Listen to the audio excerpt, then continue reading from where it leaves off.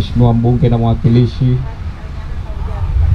Mheshimiwa masheha, walimu wakuu, walimu wenzangu, vijana wa hamasa hamasa raha.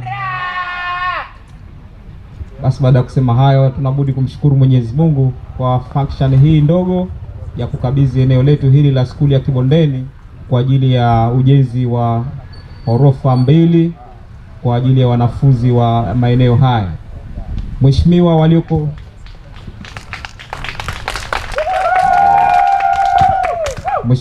mbele yetu hapa ni wananchi wa maeneo ya Kibondeni, wamekuja kushuhudia ukabidhianaji wa eneo hili na mkandarasi wetu wa Rock ambaye atatujengea madarasa 40 ambalo kila darasa moja madarasa 30 ambao kila darasa moja litakuwa na wanafunzi 48 na ambao tutakuwa tuna wanafunzi 1440 na kwa eneo letu hili kwa upande wa msingi kuna wanafunzi 1020.